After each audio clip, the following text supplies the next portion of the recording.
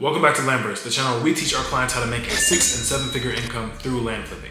Today I'm going to show you guys exactly how to determine a bad deal. In the land flipping game, one bad deal could lose you your shirt. And so you must make sure that you're buying the right properties and that you know what to run away from. But first I'm going to answer a question. Jackson from TikTok asked, how do I know if I'll profit from a land deal? Well, Jackson, we price our properties based upon sold comparables in the area and sales data in the area. Also, from speaking to local realtors and brokers, you can decipher what your property is going to sell for within a certain period of time.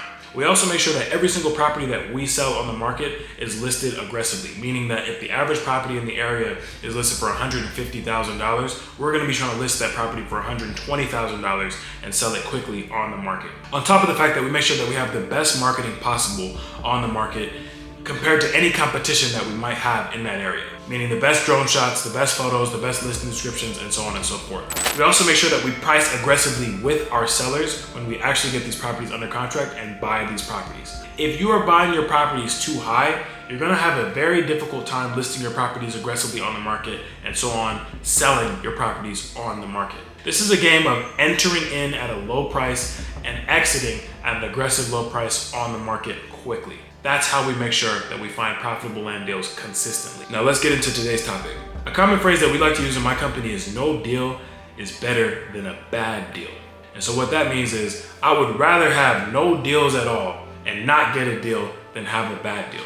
Because a bad deal will give you migraines, will give you stress, and will make you feel like land flipping does not work. And I'm gonna show you guys exactly how you can determine a bad land deal and make sure that you run away from those deals and avoid any problems or any profits being sucked out of your pocket. If you can consistently identify deals that are bad deals, you're gonna be able to consistently make profits with land flipping. So I'm gonna show you guys the kind of properties that you need to stay away from and the kind of sellers that you need to stay away from in determining a bad deal. These are the few basic things that we need to be aware of when determining a bad deal. The first thing that we want to be wary of is floodplains. Floodplains on a property can be very detrimental to the valuation of your property and the way that buyers actually perceive your property on the market. Usually when properties come in that have floodplains into my CRM, I'm very weary of moving forward with these properties. Unless they're properties that are primarily going to be used for hunting land, I really want to stay away from these kinds of properties, unless I can get them for very cheap. Anything with a floodplain or a wetland, I really want to get for 30% or even lower of the market value, just because I never know how the buyer is going to perceive that. You never want to buy a deal that is in a floodplain or a wetland if that deal is a residential property. Because if you try and go and buy a property in a wetland or floodplain in a residential area, the odds of anyone buying that from you are slim to none, and Slim probably left town. So we don't want to be buying any property with wetlands or with floodplains. Now again, this is always a deal by deal basis, but if you are going to buy properties like that, you need to make sure that you are buying that property for way below the market value. Now number 2, we don't want to buy any properties that are landlocked or lack access. If a property lacks access, it's going to be very difficult for a buyer to actually want to move forward with that property because they can't get to the property. So if I can't get to the property, then why would I want to buy that property from you? Now this includes legal access and physical access, because a property can have legal access without actually having physical access and or being overgrown. Keep in mind, the whole framework and the whole mentality behind how LandVerse buys properties is, how do I get this property into the best condition, in the best shape, best form, so that a buyer actually goes and buys this from me quickly?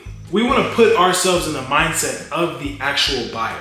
Once you put yourself in the mindset of the buyer, it's going to be a lot easier for you to sell your properties faster, because now you're looking at it from another lens. If properties have legal access but not physical access, or physical access but not legal access, we want to stay away or make sure that we can somehow get both kinds of access. Common ways to get physical access are by bushwhacking your way into the property or clearing the property of trees, bushes, or anything that is barring you from getting into that actual property. Now, legal access can be more difficult because when you're obtaining legal access, you actually usually have to go through a neighbor and get things recorded with title. And usually when a new person is coming in to buy a property, neighbors tend to not want to convey access, but it's on you to make sure that you reach out and get that legal access easement if you're going to buy a property. Do not ever buy a landlocked property. That is a sure way for you to lose money in the land flipping game. You can also determine bad land deals through how the market trends actually are.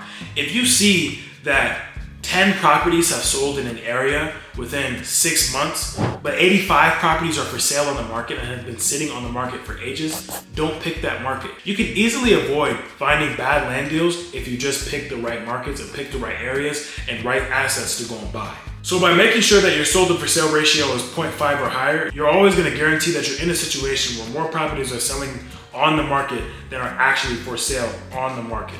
I always want to buy properties where I can see that there is a good amount of sales comps and very few comps actually for sale on the market.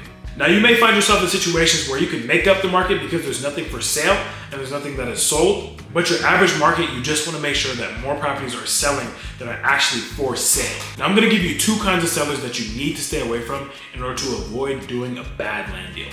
Number one is a seller that calls and has divided interest between many different owners, many different trusts, and many different entities. You don't want to deal with this. And you're going to easily be able to tell this in your mailer when it comes back and the legal description says 0.16% earned interest. If you see that, run away. You don't want to deal with that. Because that means that this person has divided interest with multiple different people, and you would have to get all those people to sign and all these things to happen, and the likelihood of that happening is very low. Now, if you find yourself in a situation where the divided interest is maybe 25%, 30, 40, 50% even, then you're gonna find yourself in a situation where, okay, maybe you can go and get those signatures for a deal like that, because if you don't, you can find yourself in certain lawsuits and certain debacles and where it's really just not worth it and not necessary to proceed with that deal. Out of all the deals that I've done, I've very rarely done deals where the interest was divided amongst many different owners. The second type of seller that you want to stay away from in avoiding a bad land deal is the seller that tries to conceal information from you. Now, once you actually follow acquisitions mastery and understand how to build rapport and make your seller feel comfortable on the phone and establish that trust, if they're still trying to withhold information from you on a property, you should be very careful. And I'll give you a specific example. I had a deal last year in Georgia that we were going to close on for $50,000, and we were hoping on reselling it from anywhere from $150,000 to $170,000 within a couple months. But the seller was just very withholding with certain information. So we asked him, when was the last time he went to the property? Oh, I don't know. And, oh, I'm not sure about this. Oh, I'm not sure about that. Oh, I'm not sure about this. So we had to kind of take it into our own hands to do our due diligence. Come to find out, we actually ended up having a broker walk the property right when we were going to close on the property, and there was trash buried all over it, all these things burnt all over the property. I mean, just a terrible situation. And on top of that, the Environmental Protection Agency had actually sent him a notice to cease and desist and all this other crazy stuff. It ended up being this whole debacle. And luckily we didn't close on this property. But when a seller is being withholding from you, that's when you know that you need to do extra due diligence to make sure that you're covering yourself before buying a bad land deal.